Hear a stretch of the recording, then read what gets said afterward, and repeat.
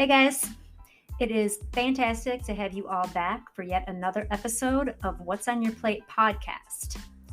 Ben Mollin, that's who I'm talking with today. And you may remember him as a Bravo celebrity from the show Shear Genius. But these days, you can catch him kicking out miles as an ultra runner and writing his first book, which will tell the in-depth story of what he touches on here. This conversation is powerful, and I really want to jump right in. But before we do, a trigger warning. This episode does discuss suicide, and if that is something that you are not able to safely absorb, please take care of yourself and maybe skip this one. Please also check the show notes for resources for suicide prevention and help. Okay, this one will absolutely have your full attention. Let's dig in.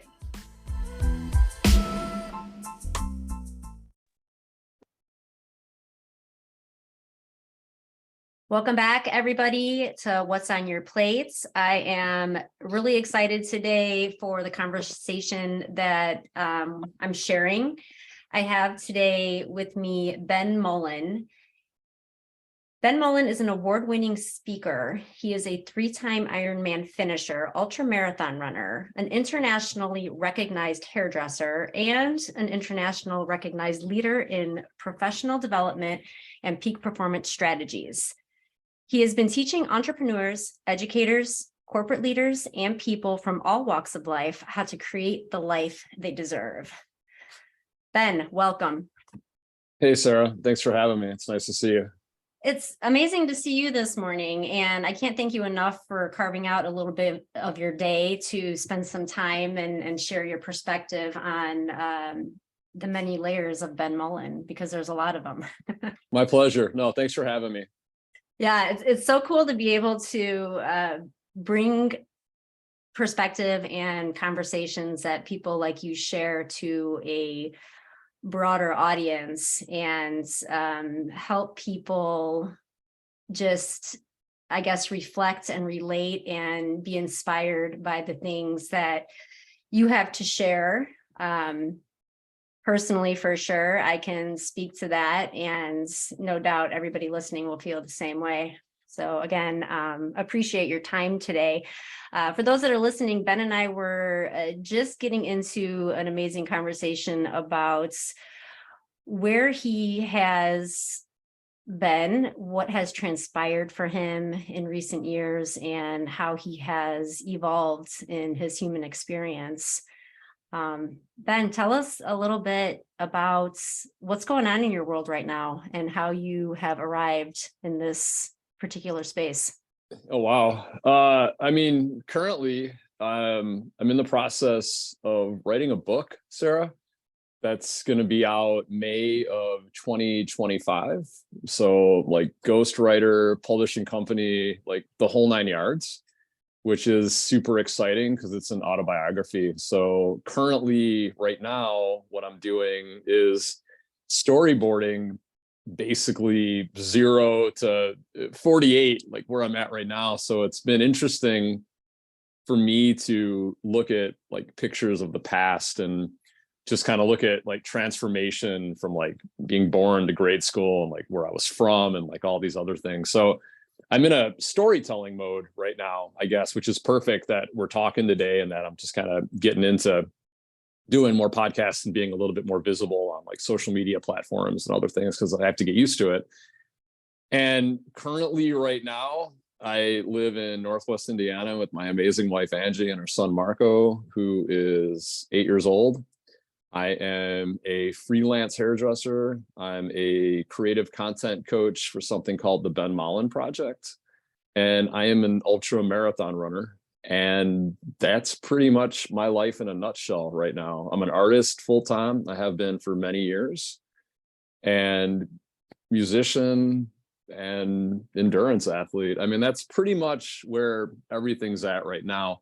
As far as how I got to that point, I mean, like that's a movie. Like there's so much that goes into it. So I guess I can go back to a certain point of what got me in become the person that I am today, as opposed to the person that I was yesterday. Would that be a good starting point? That would be an amazing starting point. And you say it so blandly, as if, yeah, that's just kind of where I am, and what I've done so far, as if it's a mediocre accomplishment. This podcast space today is not going to probably even touch on all the things, but I think what you're suggesting is a great place to start in regards to just telling us, you know, how it started and how it's going. Cool. So I'll just give you the really like condensed version so we can really get to the kind of meat and potatoes and the nitty gritty, because I hate talking about hair and like small businesses and like all those other stuff, because that's the version of me that I killed, you know? So that guy, he doesn't, there's pictures and you can Google stuff and you can find accolades and things that I've done professionally within my industry. But to sum it all up, I'm originally from the South Side of Chicago. Graduated high school in 92, beauty school in 93, became self-employed in 96, 2007, ended up as the runner-up on a reality television show on Bravo called Shear Genius. That show ended up running for 7 years in 44 countries, turning me into a Bravo celebrity within the hairdressing world. So for 12 years, I traveled the world doing hair and fashion events for this huge company. Got to hang out with rock stars and just do stuff that like I never thought like in a million years would happen. And lo and behold, I had some businesses, you know, record stores. I just kind of did my own thing. Got my first house when I was 21. Like I've just done a lot of I guess just a lot of stuff. You know, I never really wanted to work for anybody, so that's why I've been self-employed for such a long time. Ended up at a point where 2017 rolled around and my mom ended up passing, and my mom was physically handicapped because she was on a drug called prednisone for a super long time. So, I mean, I still even remember the phone numbers of hospitals, like Munster Community Hospital, 219-836-1600, right? And I grew up, and it was a blessing to have her. She was a super smart woman. She was a grade school principal, and every day it was like a gift with her, right? And she had these crazy surgeries, and there was a couple times like they would bring you in and they'd have to read like the last words, and we thought we were going to lose her, and she's came back. So I've seen people push through death and handicap and like major disabilities. And then my dad was pretty much like on the spectrum. He was like a savant and lacked some like mental cognitive abilities as far as like rationalizing to do things like brush his teeth every day and like take a shower. So my mom was kind of the brain of that. And then my dad was kind of like the arms and legs for like my mom, who spent a bunch of time on and off between like wheelchairs and walkers with certain things. So where I'm going with this is it was 2017, get a phone call. Ma gets a phone call when she was watching our son, Marco. And when my parents used to babysit, we would actually have to have a babysitter with them to watch Marco. So it was, you know, again, everyone's got their own version of family and like dichotomy and like how things work. And at the end of the day, Sarah, we're all the ling readers of our own shit show, right? So she answers the phone, and it was on speakerphone, and it was an automated, you have an appointment at Rush Medical for basically, you know, neurological surgery at blah, blah, blah. And then my wife says, what was that? And then my mom says, oh, I just have to go in, and it's not a big deal. They just have to go into the back of my brain and fill a couple holes. It's no different than getting a manicure. Like, nah, it's a little different. Manicure, you just kind of sit down and you tip the people, and sometimes you listen to good music and have a good talk and get your hands rubbed. I'm like, this sounds like way different. So went with her to the doctor, and sure as shit, man, my mom had an active aneurysm that she just kind of hid from like the family. And, you know, she's old school Italian, so I get it, right? I totally get it. They don't want you to worry. And she got the surgery, talked to her on the phone, flew to Florida. Get to Florida for work.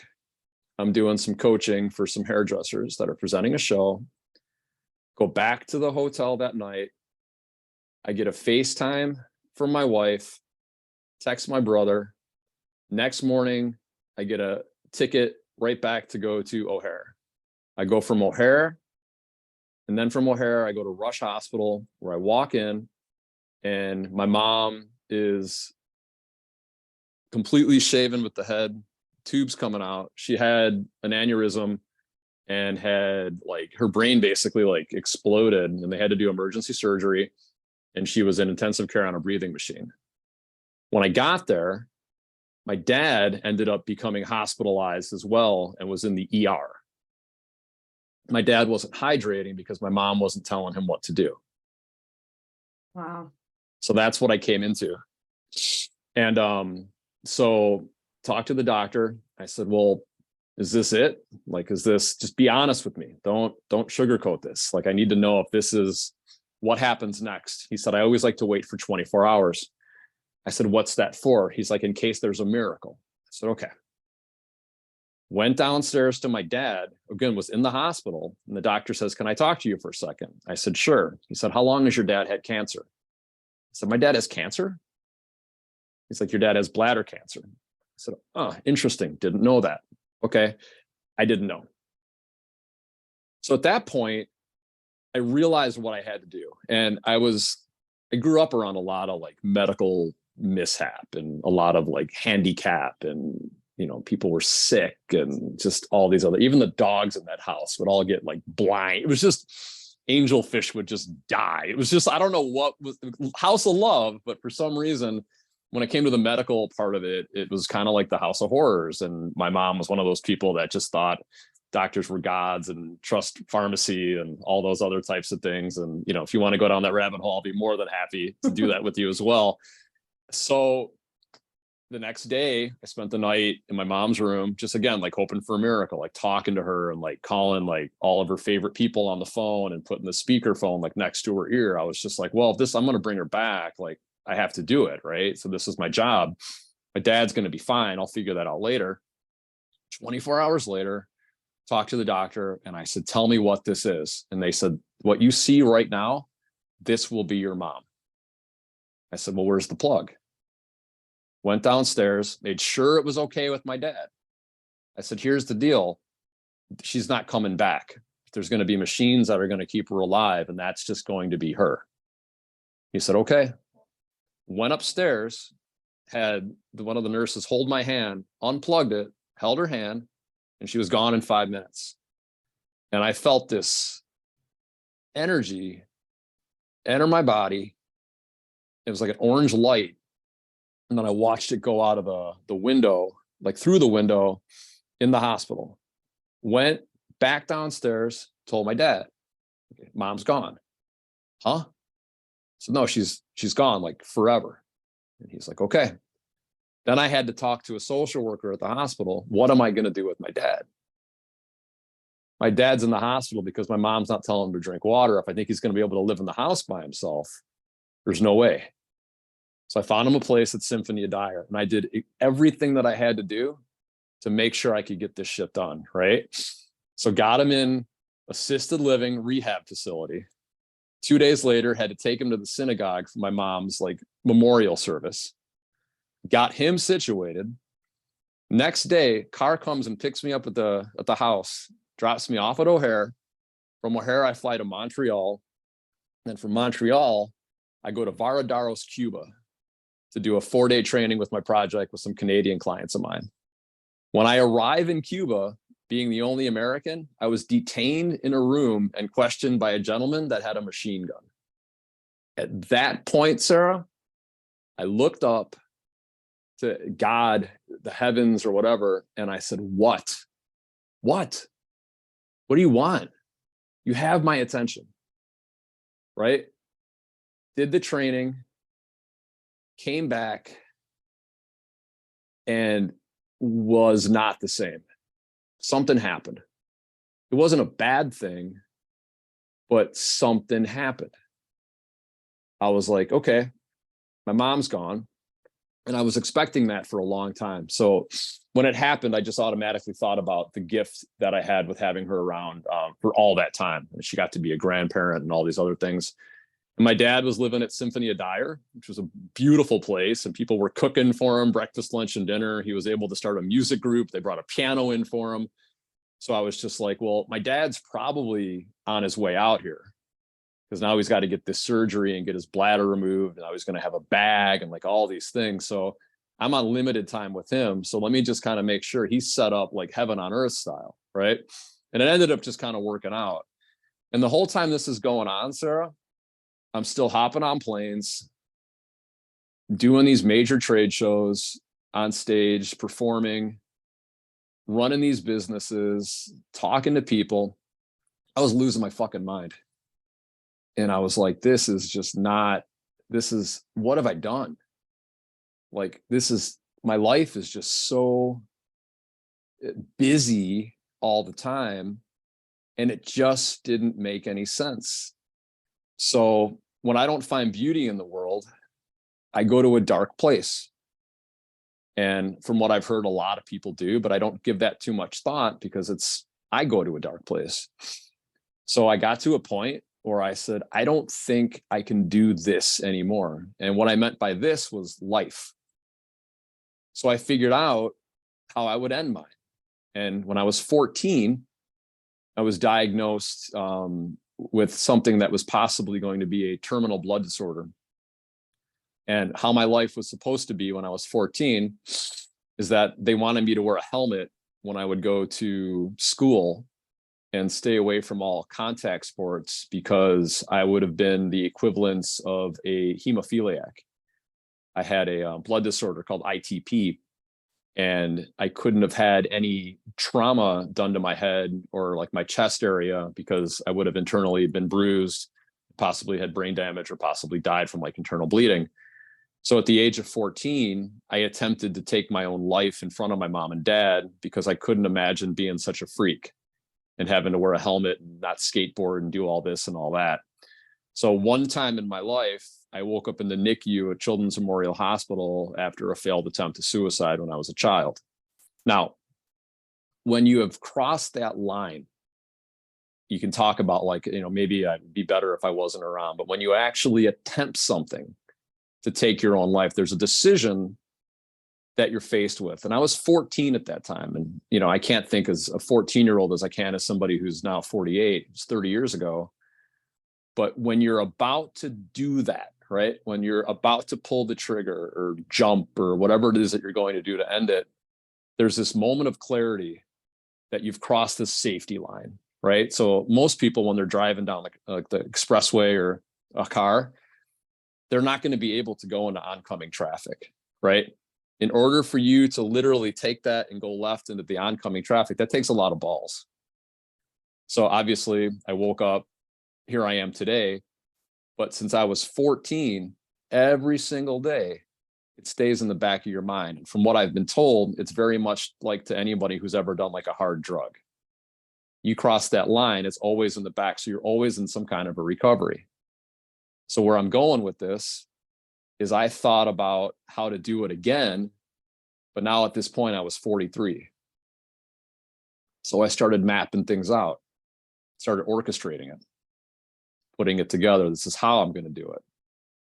This is all the documents that my loved ones are going to need, because you don't think about everything else around you. You're just fixated on the fact that being alive is causing you so much pain and so much discomfort that you're done. It's like when someone says they're in a better place now because they were very sick and very suffering. That's how you start to feel. So 24 hours away for me doing something that would have been detrimental to everyone that's close to me, I spoke up and I told my wife. And she told me to go seek help and to stay home from work that day. So I did. And I went to a psychotherapist through some clients of mine that referred this woman. And the second conversation that I had with her on a weekly basis, she told me that she didn't think I was suicidal. She told me that she thought I was, like a savant, like in a way, and a genius. And she asked me if I ever thought about running. And I started Googling it. And then Facebook started sending me like running ads. And I got a pair of Brooks running shoes. And then I watched the Paralympics on YouTube after Angie had me watch this movie called The Iron Cowboy on Netflix. And I watched the Paralympics, Sarah, and like I cried and I cried and I cried.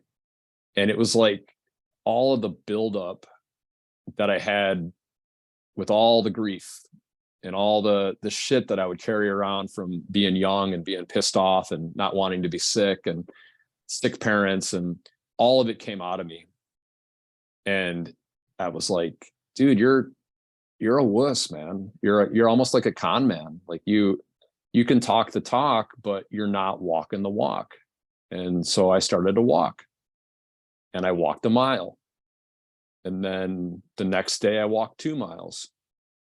And then I bought a pair of headphones and I started listening to podcasts. And then I decided that in order for me to really get into this, let me just kind of, as opposed to me committing suicide, let me kill who I am and destroy every fucking thing around me. And I did. I got rid of my obligations as a small business owner. I got rid of a 6-figure travel salary for being a celebrity hairdresser. Didn't answer my phone, shut down my social media, unfollowed anybody.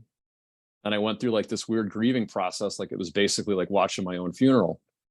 And during that time, I ran, and I ran. Once I did a loop around Wicker Park, I said, you know what? I bet you I can do 2. 3 months later, I was able to do 13.1. And I had lost a little bit over 60 pounds.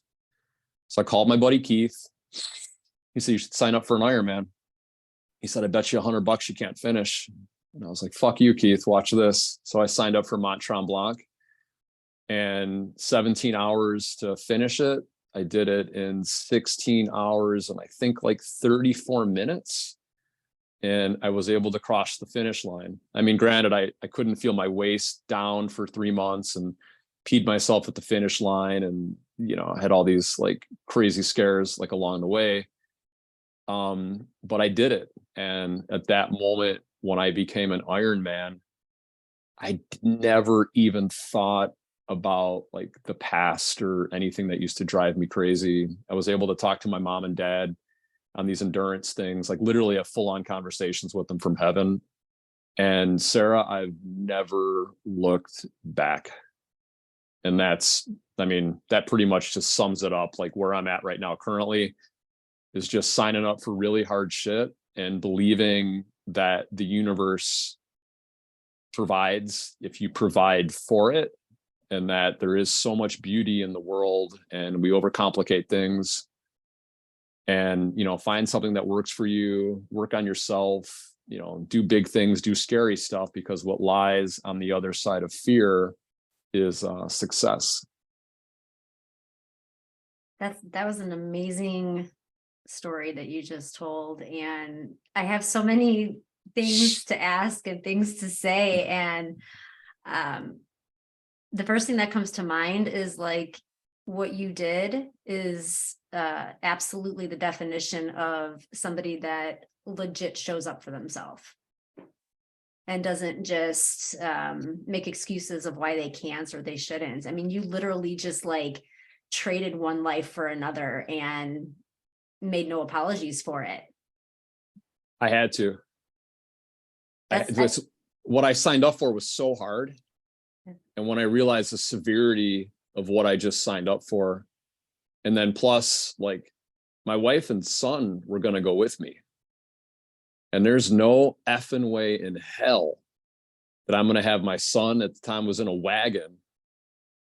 I got to show up, because at that finish line, that's my son. That's my wife waiting for me. Mm-hmm. And when I watch that video and look back at that video as basically like my birthday, the day I was born, I want to make sure that the people that I love the most are there for it. So that whole time, I just kept on thinking about that finish line, like what lies on the other side of that. And then when I realized that the training that I needed to do for it was so intense, it wasn't something like you could just sign up for like a turkey trot 5K and walk it and just get your hot cocoa, and which would have been fine too. I would have been really proud of that. But I signed up for like the Super Bowl of just hard. So it just took a long time to get to that point. And it was very refreshing to know that, if you put the work in, you're going to have that end result. But, you can't talk yourself or read a book that's going to get you to complete a full Ironman. Like, there's just no way. Yeah, you definitely have to show up and do the work. But even just it's one thing, it's one level of hard and commitment to train for something as intense as an Ironman, but the level of hard and intenseness of literally changing the course of your life with running and ending professional endeavors, or at least altering them in a significant way. I mean, like you said, you traded in a 6-figure salary in order to just live your life in a more authentic way that I think a lot of us would have a really hard time doing, because not only just the fear that's involved in that, but also just the judgment that comes with doing something so extreme like that, and the fear of just the criticism, I suppose, that a lot of people are afraid to lean into. Oh no, I'm a big fan of sticks and stones. May break my bones, but words will never hurt me. No, I've honestly never given two shits about people's opinions. It's always kind of been that way with me. And I don't know the reasoning behind that, but even like when I hear the word most people, it's like, I'm not most people. No, you are not, Ben. Yeah, Absolutely so not. And I think that's really been key to what you've been able to accomplish, is not giving any of those shits whatsoever. No, because other people's self-doubt and worry shouldn't get in the way of who you want to be. Notice I said like not who you are, but who you want to be. And it's easy to be a roadblock for people that have dreams if you are the one that are sharing your self-doubt about them, because that puts that in their head. So support goes such a long way. Even if you don't understand it, say good luck. Well, I would never do anything like that. And well, aren't you? It's like, no, just say good luck. Just say, okay. I mean, life is you have so many options. And even when I was traveling and, having what would be considered like a successful career, I was obtaining money to buy things that I didn't need. So at the end of the day, and then I'm basing my life around like success and numbers and, probability and spreadsheets and like all these other things. And yeah, that's cool, but there's really nothing creative about that. And I guess everyone's got their reasoning for, wanting to do something different or, reinvent themselves. But reinvention can also be a form of suicide, to be honest with you.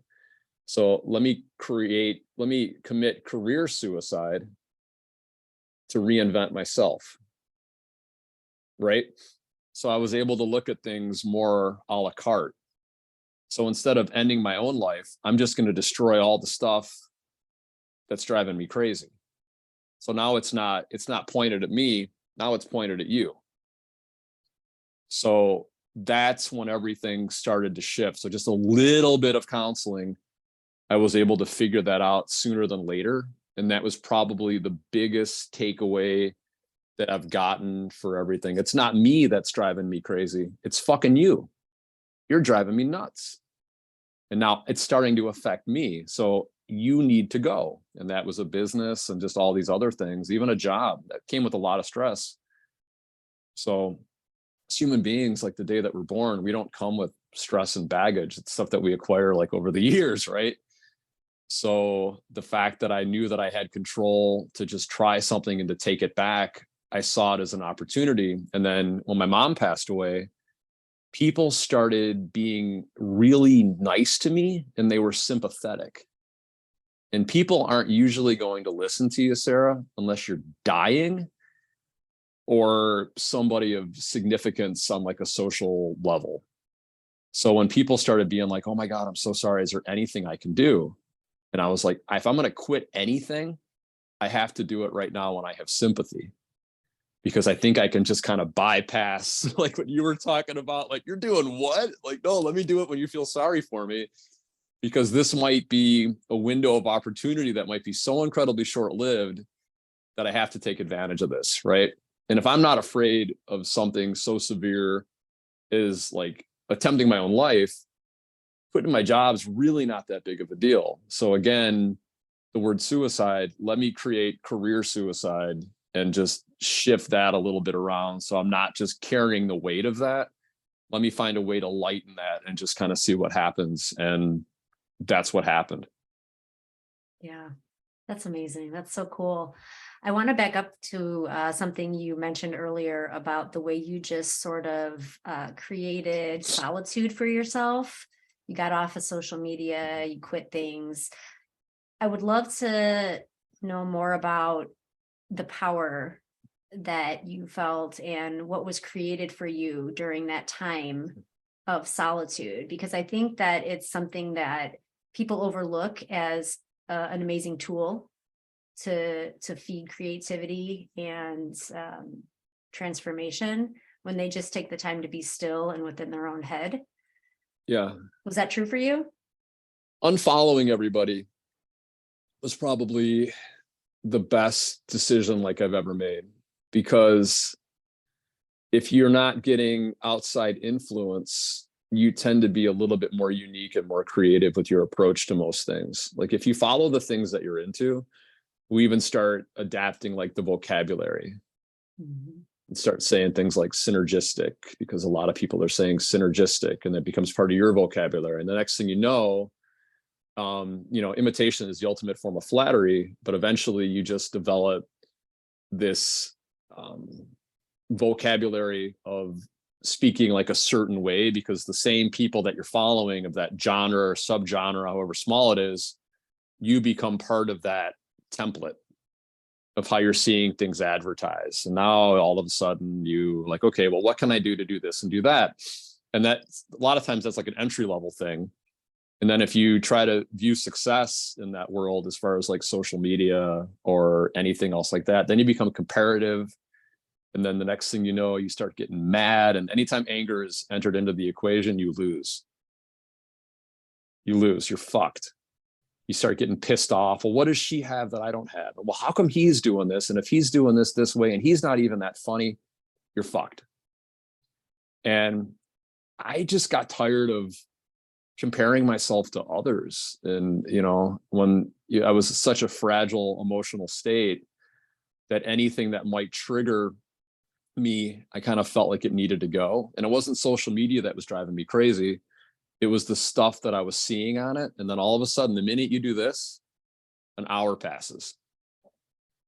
And the next thing you know, like you're looking at reels and you're watching people fall and you're watching people lip sync. And you're just like, have I just became dumb? Like what? And I just had to get rid of it. It was like this other universe that existed. And again, I saw the importance of it for like being relevant and just kind of like having like a digital PO box in a way. Like, hey, this is how people can get a hold of me. This is the cheapest, easiest way for me to say my likes and dislikes. But unfollowing people on social media is probably the smartest thing you can do, because when you start following again, you get to pick and choose what you want to see and what you want to be inspired by and what you want to be motivated by. And you get out of kind of like your visual habit of seeing these like repetitive things every day. So it'll just change your mind. It'll change your vocabulary. And then you'll notice yourself getting involved with other things that you've grown interest with from that fast that you've taken from being everyday influenced by the same, whether it be 2,000 people or 1,000 people. Now you've just wiped it clean and you're ready to go outside. And my advice is that when you go outside for an extended period of time, or you're going for a walk, or you're going for a run, don't listen to music or anything. Just listen. Let your brain heal. You know, you've put so much stress on it, and you're using like these areas that are used to like, you know, combating like stress and, you know, anger and all these other things and hostility. And we all have it in us, but let your brain just kind of be your brain. And, you know, maybe your brain might make your legs do something different, might make your hands write something different, might make you try something different, but just let it do what it does, like in its natural state. And then when you start to feel like that's turned into a habit, then I think you could put layers on that and start other things, and, you know, following a couple people that you really like, and just, you know, going to that for motivation as opposed to just like, you know, every single day. So that's kind of my take on social media. Yeah, I love that perspective. And I couldn't agree more about just getting outside, moving your body in whatever way that means to you, to just clear the fog. And people are, you know, curious all the time as to how I find rhythm in running without any music in my ears or any noise in my ears. And I don't know how people do it with it, quite honestly. But that's a different story. But yeah, moving and just being in your own headspace is clarifying for sure. I have a question for you about, you were discussing earlier how you had really spent a lot of time planning and contemplating how you were going to be ending your life a few years back. And I'm interested to know how you found your brave to tell somebody before it was too late. How did you know? Because I feel like, and I don't have any personal experience with it, but I feel like people, from what I've heard other people say, is they never knew anything was wrong. And I think that could be something that would be said for someone like you outside of your personal bubble, of never realizing the struggles that somebody's going through, and then it's too late and they never said anything, and why didn't they say anything? So I guess the question is, what made you find that brave to say something and know that tomorrow needed you?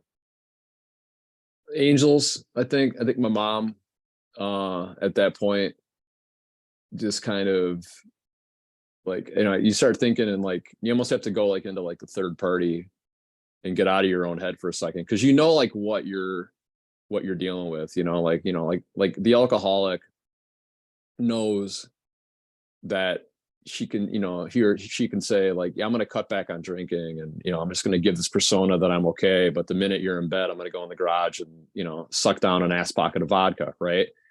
So when it comes to like just like addiction, like just in general, or, you know, mental health, you know, or like a mental disorder, you have these moments of clarity that come along the way where, you know, like, hey, this isn't rational, but again, it's something I already started planning, you know, or you just need to man up and get through this. Like there's so many different conversations like in the mind of somebody that's kind of like going through something like that.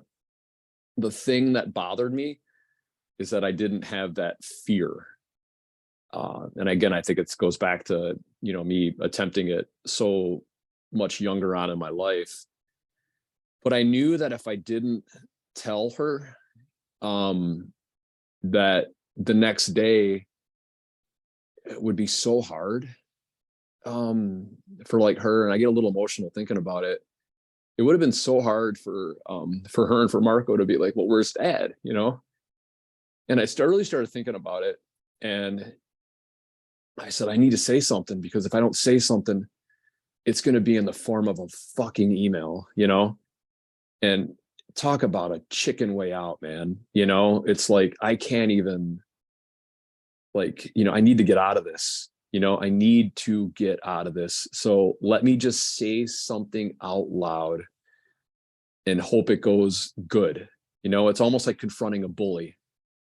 And you're like, you know, hey, stop doing that. You know, you get the shit beat out of you every fucking day at school, right? Or you get pushed up against the lockers by kids that are bigger than you, because you might have like a stupid name, or, you know, weird mouth or whatever, you know. And one day you're like, okay, I'm about to get my ass kicked, but I'm willing to fucking die and bite this guy's face off. I'm going to say, quit picking on me. And that was the kind of courage that it took to say something out loud. And I realized that if I didn't stand up for myself, you're almost thinking again, like in a third person, that if I didn't speak up for myself, that I would have had regret. And I don't want that hanging over me, you know, in whatever life happens after something like that.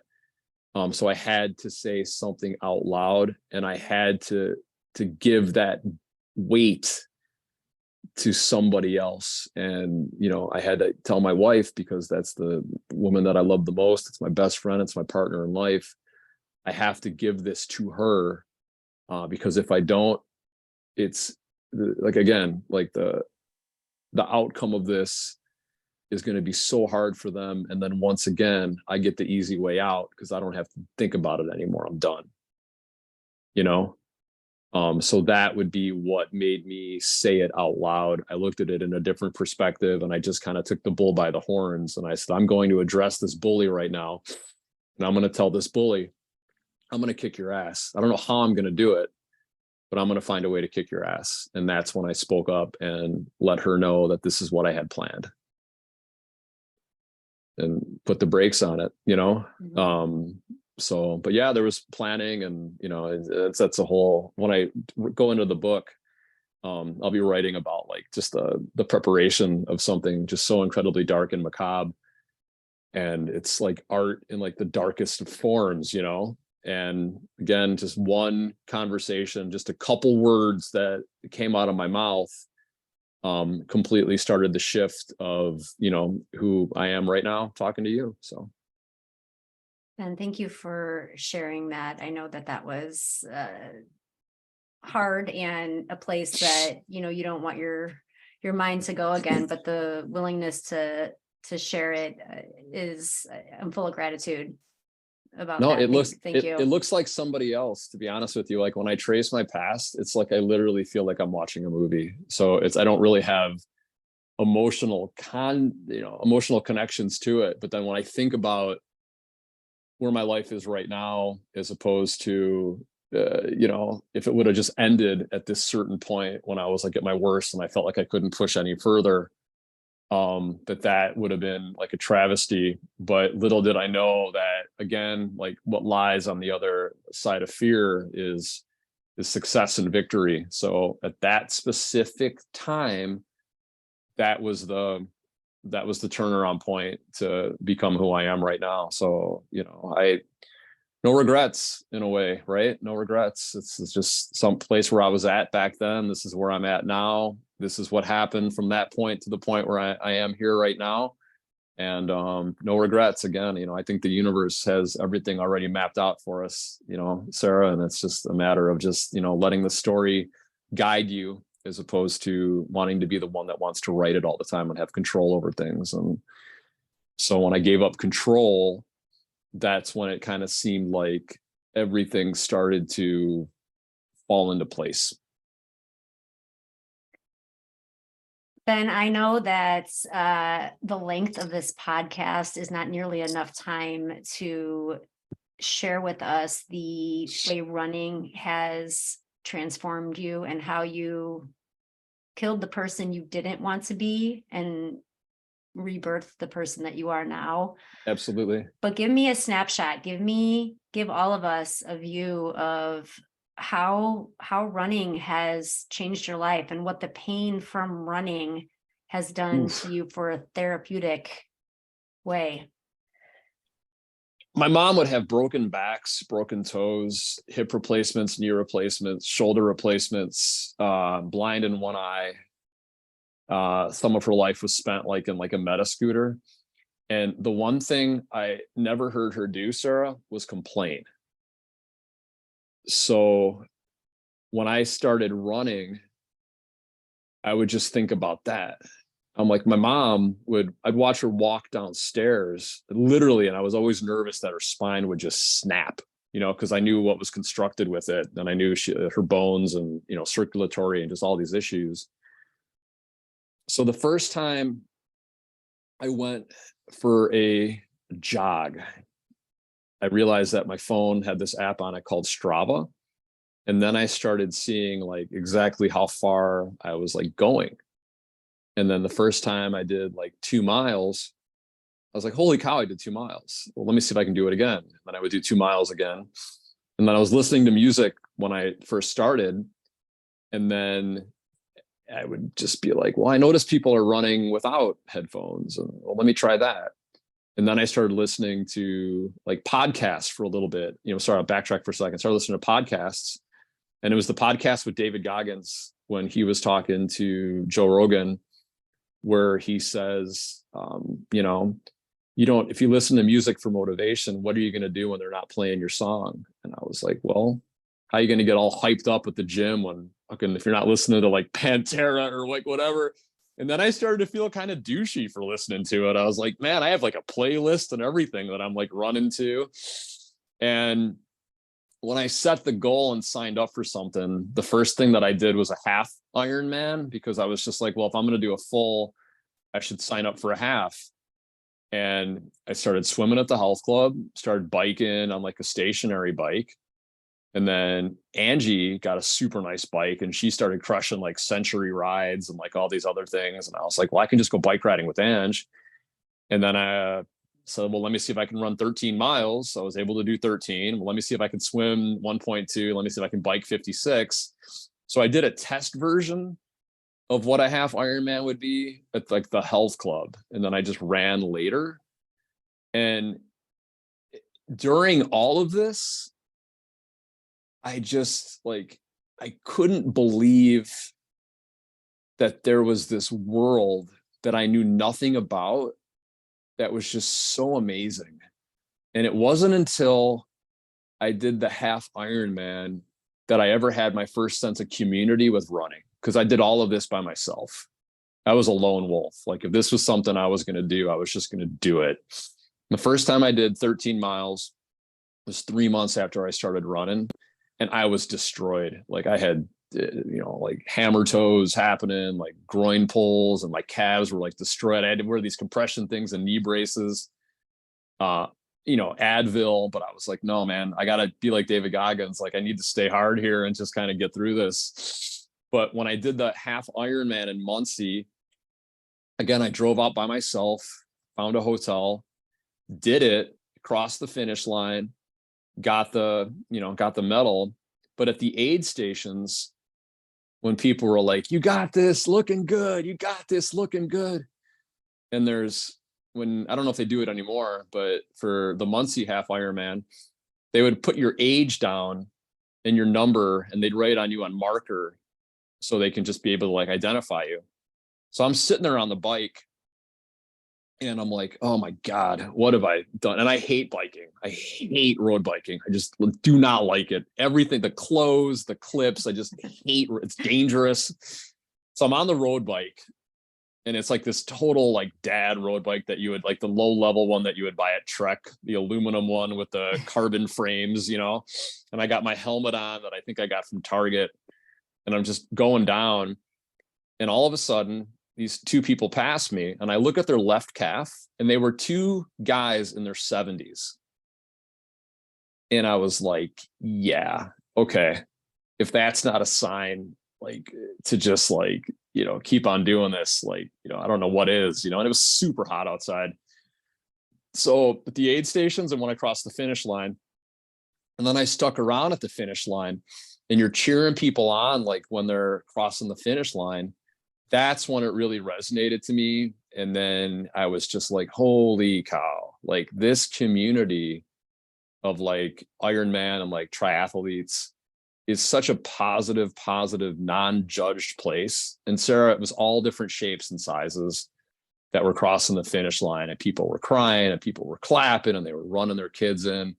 And I was just having so much fun just kind of watching it. I was so proud of myself.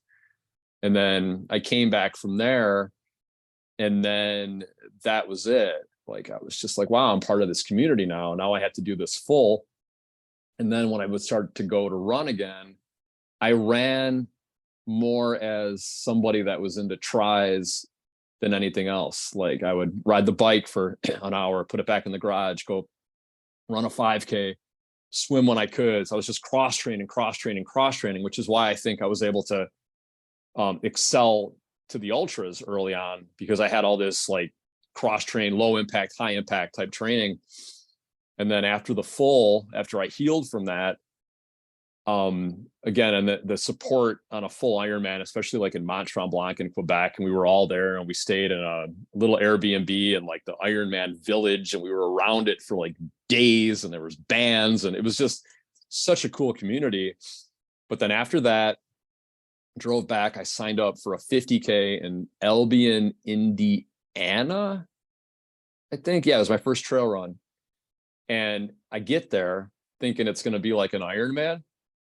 It's like the dead of winter. It's freezing outside. It's like 25 degrees.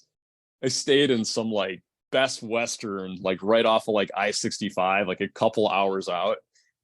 And I show up, and there's like 2 tents and about 100 people, and like this little stick PA system. And like, you're in the middle of the woods about to take on like single track, like Black Diamond. I had no idea that it was going to be so incredibly challenging and just dangerous. But I'm looking around, and like the grab bags were like a t-shirt and like soap and like a thing of water. And I was like, oh, hell yeah. I'm like, this is so up my alley. And it was just this small group of people that were like, yeah, this sounds like a good idea. It's December. We're going to do 31 miles and like this crazy terrain. And, we're all going to get a belt buckle and soap and a t-shirt when we finish. And they're going to feed us soup. I was like, that's amazing. And on the trail of that is when it really started to make sense. And these little small little like unassisted aid stations that would just have like tailwind and a couple gels and like, big things of water. And I was like, man, this community is so awesome, and it's so little, and it's so clique and bohemian and kind of hippie like in a way. And it was all different sorts of people. And that's when I fell in love with ultra running. And I crossed the finish line of that. I got my belt buckle, and then I did another 50K like a couple weeks later out in Chicago on the lakefront. And same thing, it was a cheaper type thing, a little stick PA, and you get soup like when you're done racing it. And I was like, yeah, Ironmen are cool, but it's a lot of money, and like road biking for me, I just fucking hate it. So I was like, ultra running, that's where I want to be at. And that's the community that I really want to focus on. So I watched all the YouTube documentaries and, started listening to all the running podcasts, and I would just like be at home for like inspiration. And then I ended up buying a Garmin Enduro watch. And that's when it like really started to like happen for me. And then last year, the first race of the year was one in Payless that I do every year. It's called the Paleozoic trail race. And it's somewhat technical. It's a 50K, and it was raining, it was muddy, and the conditions were like the furthest thing from like what would be awesome. And I completed it, but the woman that I crossed the finish line with was 70, and she was one of the world record holders for the 300-mile distance. And talking to her and being able to like ask questions, and her being like, come on, let's push. I said, okay, you got it. And then like, I don't know, like people like that started to like turn into like my heroes. And then I just started asking questions to the people that were showing up that I knew like were up in age. I'm like, hey, what's your, like, what's the trick to longevity? Hey, never stop moving. And they were just so cool that I just wanted to be like them when I got older. So I just adapted to the sport, the culture, the lifestyle, and that's been it. So, I mean, like I cut hair and I'm an ultra runner. I mean, like that's it. Like, so Ironman, I did one last year in Benton Harbor because a friend of mine wanted to do it with me. And I'm cool if I never do that again. Like I've done it, but the ultra running, like I want to explore that until I can't even walk anymore. Like I will do that sport or support that sport till the day I die. It's completely changed my life. Yeah. That's amazing to hear. I love the way that you describe your experience. And I know that mostly this is audio, but For everybody listening, if you can see the way Ben's face lights up when he's talking about running and how his experiences with it have really just changed his view on things, it's cool to see for sure. I love the way that it's inspired you.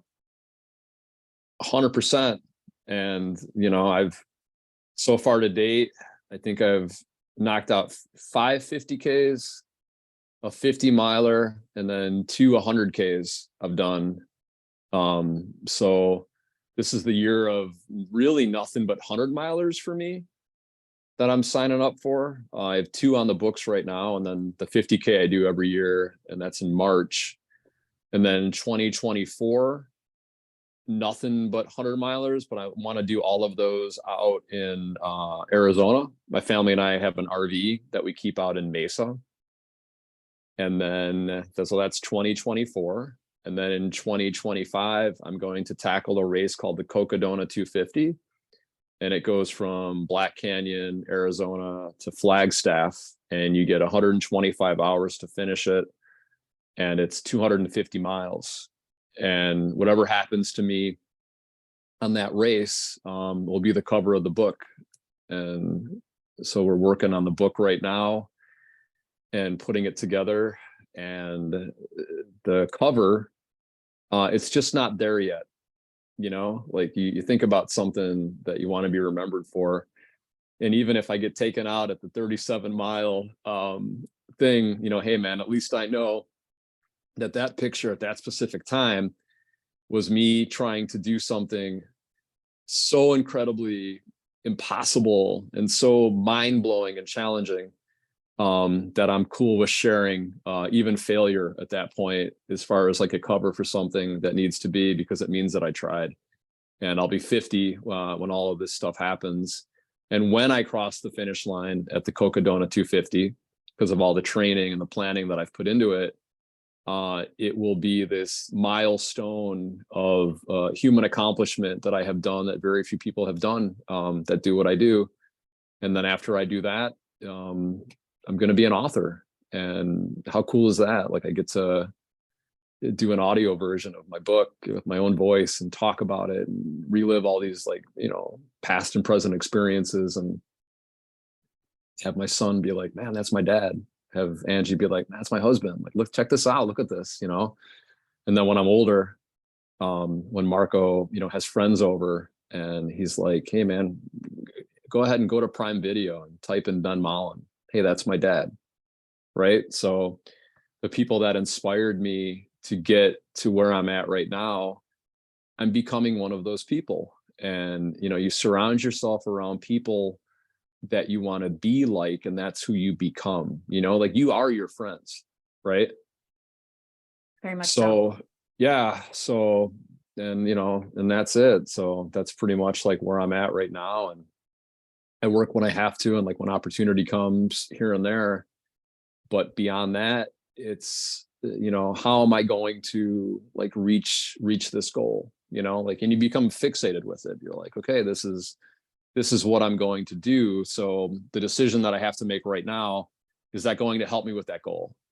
And if the answer is no, then it's just not the time to pursue that. You know, you're always going to have opportunities. You're always going to have ideas and things like that.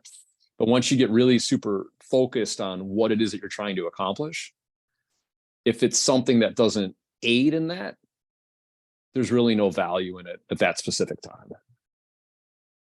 I love the way that you're describing that. And I love even more that you are thinking into the future in a way of the way your son will see you. And I think if more of us lived our lives in a way that we were mindful of whether or not our children and the people closest to us would be proud of or inspired by, I think it would be a really different world versus just going on to the next thing that we think we want. Yeah, yeah, I think so. I definitely think so. I guess it depends on like, you know, being lucky enough to find that like it, you know, hey, this is it. I mean, you know, a million years ago, the other guy that I got rid of, like, That might have been a different version of like what it would have been. But you can't be afraid to say fuck it and just like, I'm gonna start over. Like you don't have to, just because you've been doing something for a long time and it's not working, or you still believe in it, you might be wrong. You might be wrong. Like, because I don't know about you, Sarah, but I'm wrong more times than I'm right, especially when it comes to people. So if you know that about yourself, and you find yourself, 2 years down the road, 5 years down the road, and you're not necessarily seeing progress, but you're still building up hope, you might be doing the wrong thing. So get out of your head, take whatever ego that you might have, or any form of, conceit, and get over yourself and say, this didn't work. I'm going to start over, and I'm going to do something else. Now, you can be 100 years old, you can be 20, you can be 48, whatever. But if it's not working, get rid of it. If it's carrying too much weight, get rid of it. If it's family driving you nuts, don't talk to them. Just get rid of it. Like, focus on yourself. Because if you're not the best version of yourself, or you're at least not at a point where you're a straight line, if you're up and down, up and down, up and down, up and down because of other people and how you're internalizing that and making it, you're not going to be the best version of yourself. So if you're not going to be the best version of yourself, you're not going to be the best version for your partner, for your children, for your friends, like all these other things that kind of come into it. And like, I want to be like the sun, Sarah, I want people to be happy to see me. So that's always the goal that I try for, right? Like, it's super shitty outside, but you know what? I just hung out with Ben. I just got my hair cut, or, we just talked or went for a run together. And now I run with people all the time. I'm a really big fan of taking people on like long runs, especially if they've never gone on them before, and just go at a real slow pace and watch that metamorphosis that people go through when they think they can't do something, and then all of a sudden they do it. I love it. And then the next day they wake up and they're like, wow, I just did something like really, really hard that I didn't think that I can do. I'm so happy that I was able to do something like that. And it seems like when you're able to push people past their boundaries of what they have established for themselves, that you're giving them not necessarily inspiration, Sarah, because it's easy to inspire somebody. You can say a quote or say something that's like, wow, I never looked at it that way. But if you can make somebody courageous and overcome fear, then you got their attention. Because then it's like more like eternalized. And unfortunately, the only way that we can do that is through pain and suffering. It's weird. It's weird. It's bizarre. And that's the biggest thing like that I've taken away. And I've had friends of mine that I'm doing long runs on now. Like, for example, my buddy Chris, 6 months ago, he didn't even do more than like a 5K. And since we've been running together, he completely stopped drinking alcohol. And now he can run over 15 miles and just need 1 day recovery, and then like kind of go back to where it needs to be. And like, we're getting to the point right now where it's no water, no conversation. Like, when I go for runs, the only thing I ask though, never tell me how I feel. So how do your legs feel? It's like, they hurt just like yours, but I'm not going to talk about it. You're not going to talk about it, because the reason why we're doing this is for this pain. So we know that that's all part of the process, but for order for us to get to that point, we have to go really far, further than we've ever gone before, because we want to see what's possible, right? Like, what's humanly possible. And that's just been my mantra, Sarah. And I'm going to continue to see how far I can go and where that leads me with other opportunities, just based upon like, I want to see how far I can go. And that's such a universal, mileage, success, career, author, all these other things. Like, I want to see what's possible. I have to. I've gotten to this point. Where else can I go? Yeah, just leaning into it all, just seeing where it goes, I think is just the way we find our paths. And I love that running and endurance has found its way to etch itself into your heart and your soul. And yeah, absolutely. And I, even the way that you embrace the pain of it all, it resonates, and I so can relate to that. And I just love that when that happens for people. I love hearing that they embrace all parts of what is running. And I use the word running so it's a random word to me, because to me running is not about towing the line or fitness. It's mental health for me, and it's the way it transforms you on the inside. That quote, I can't remember who said it. If you want to change your body, go ahead and go exercise. If you want to change your life, become a runner, more specifically an endurance runner. Right.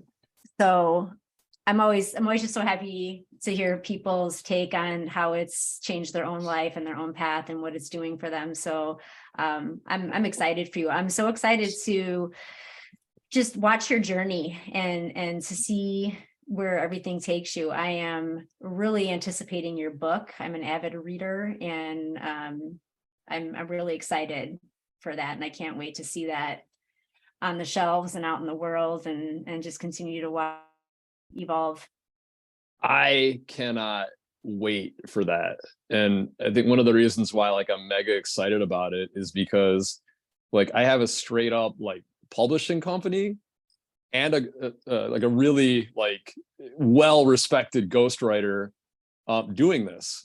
So this is happening. We're past the point of wanting to do it. Now it's actually, in text and signed, dated, and delivered. So yeah, it's on its way, and it's super, super exciting. And I get to literally see my whole entire life written out by these really talented people that know what to do with it. And even it's going to be called the Ben Mollin Project. Just seems fitting. And I just can't wait to share it with the world and, see where that next level kind of goes on the world of just motivation and author and running. And just, again, I want to be just like my heroes. And that's the path that I've chosen. And damn it, I'm going to do it. There's come hell or high water. It's just fucking game on, man. Let's go. Let's get it going. So very, very thankful and very blessed for the people that are standing behind the project of the book writing, that believe in me. And, again, it's always been other people that see something in me that I never thought I possessed, that believe in me, that have been a tribute to any type of success of what I've had, both professionally and personally. So this is another adventure. And I have a lot of really, really, really awesome key players involved with getting this book out and putting it together. So I'm excited that it's just not in my head anymore, and that we're actually doing it. I'm legit writing a book, and it's just mind blowing. I cannot wait. I'm so excited. Yeah. And it's a 2-year write out. So, and then again, the cover is going to be the finish line of quite possibly one of the most, challenging races in probably all of North America, but still I'll worry about that when I get to it. So I will have trained and done my altitude training and get the mask and do all the sauna type stuff I have to do. Anything I need to do to get it done, sign me in, I will do it. And I will try my best. And even if I fail along the way, which I will not, I will at least know that I've completely given it my all. And then, once I have that photo, then it goes into the publisher, and then there's the cover of the book. And then literally after pre-sales, it gets delivered, and it's fresh off of, where I'm at to get to that point where I'm okay, now I'm ready to be an author. Now I feel like I can truly, go on this circuit and this tour and promote the book and everything, because now I feel like my accomplishments have, superseded my expectations and stuff. I can't believe that right now I'm competitively running or signing up for 100-mile foot races. I mean, it was just so unobtainable and unbelievable. Even if you would have mentioned that to me, even several years ago, even after completing an Ironman, it would have been such a obtainable goal to even think about it. And now it's I'm already doing all the planning on how to, to get through that with like nutrition and sleep deprivation training and like all these types of things. So yeah, again, like ultra running has, completely changed a lot of stuff for me and how I view the world and how I view myself. And I think if you're like an active person or even inactive, even the power of just like walking and like maybe going to Fleet Feet and just buying like a pair of shoes that you just like exercise in, there's really small little steps that you can do to get into it. But if you have this craziness inside of you and you just have this maniac like type mentality in mind, that I think that distance running is a really good healthy alternative to living a destructive lifestyle. And now you can just kind of live another kind of destructive lifestyle, but in like the most positive and, exercise and endurance and toughness and all these other things. I think there's other ways to show the world that you're crazy, and ultra running just seems to be a really good fit. I love the way you just described that. That's so on point. Choosing to trade one crazy or one addiction in for another. I think that's how we all survive some of those mentalities. Ben, thank you for being exactly who you are. And thank you for just finding whatever light turned on, whatever spark inside you that made you know that the world still needed you. Tell us where we can find you and how we can stay connected with you. Instagram would probably be the best way. I used to have an Instagram page, and after an event that I did in Hawaii last year, I came back and like my personal Instagram page got completely hacked and like demolished. So I'm doing a little bit of a rebuild right now, kind of starting from scratch from it.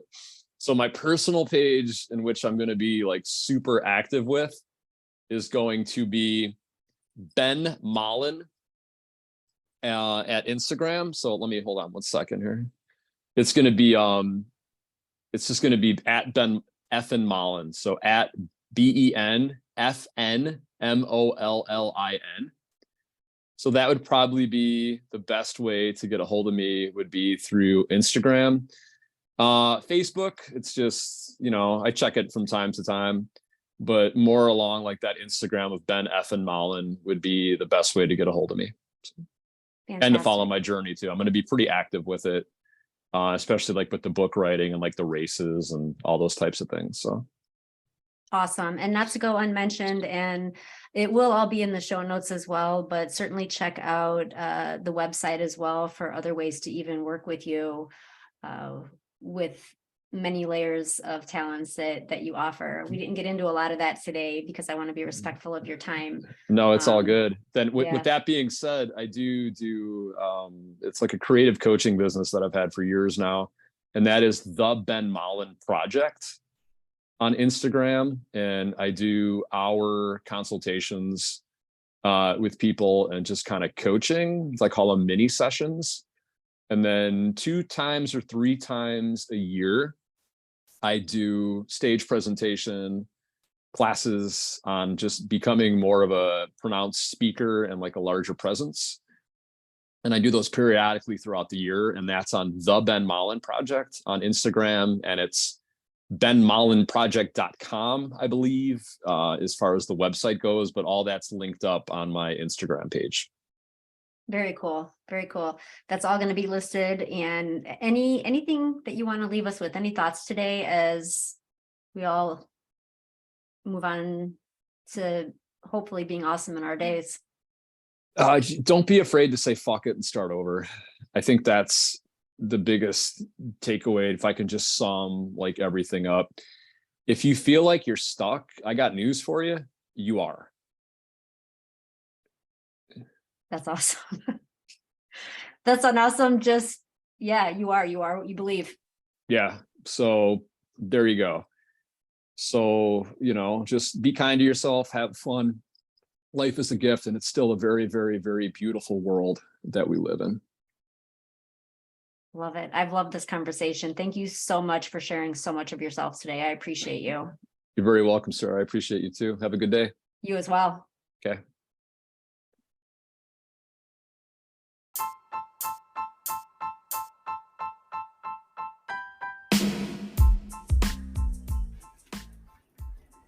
just want to take a moment again to thank Ben for sharing his journey. Ben, you're helping people more than you could ever know just by saying out loud the struggles. Helping people know that they aren't alone is so powerful. A couple of my takeaways today. Other people's self-doubt and fears should never get in the way of what you want to be. Are the opportunities before you aiding in what you actually are trying to accomplish? Don't be afraid to just say fuck it and start over.